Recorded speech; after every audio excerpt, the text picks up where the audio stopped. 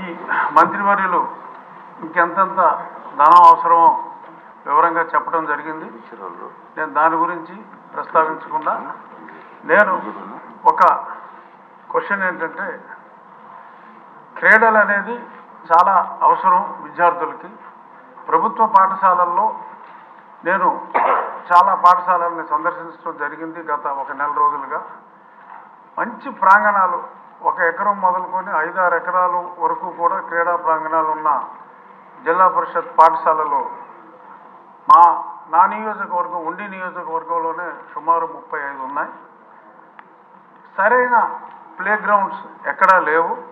So కాబట్టి ఆ play grounds create చేసి పిల్లల్లో ఒక క్రీడా స్ఫూర్తి, అంతసేపు పరీక్షలు మార్కులు రాకపోతే ఆత్మహత్యలు ఇటువంటివి కాకుండా ప్రతిరోజు ఫిజికల్ డైరెక్టర్స్ ఉన్నారు, వాళ్ళకి పని లేదు.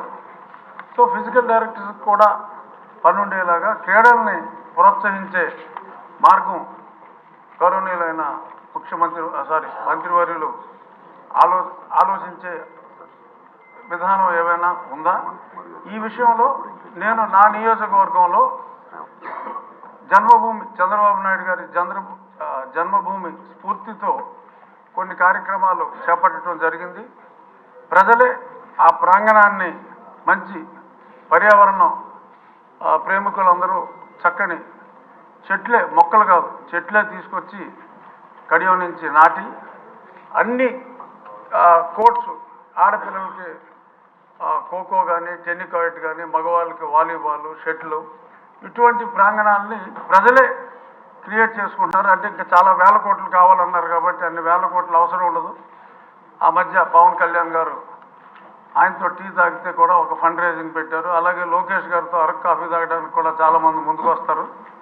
సో ఆయన అలాంటి కార్యక్రమం ఏదైనా పెట్టే ఉద్దేశం ఉందా అని క్వశ్చన్ రూపంలో అడుగుతూ, ఆయన స్ఫూర్తితో చాలామంది ఈ స్కూల్స్లో ఈ క్రీడల డెవలప్మెంట్కి అంత తొందరగా బెల్లకొట్టేయచ్చు సార్. అని అంత సమయం తీసుకోవాలి. అనుబంధం జస్ట్ అయిపోవచ్చు సార్. సో ఇటువంటి ఆలోచన చేస్తే లోకేష్ గారి స్ఫూర్తితో అన్ని ఊర్లలోనూ ఎటువంటి ధనం అవసరం లేకుండా వాళ్ళే చేసుకుంటారు. ఆ క్రీడా స్ఫూర్తి అనేది చాలా అవసరం కాబట్టి గౌరవనీయులైన మంత్రివర్యుల్ని ఆ దిశగా ఆలోచించమని కోరుకుంటూ మరొక్కసారి సమయం ఇచ్చినందుకు ధన్యవాదాలు. నరేంద్ర గారు.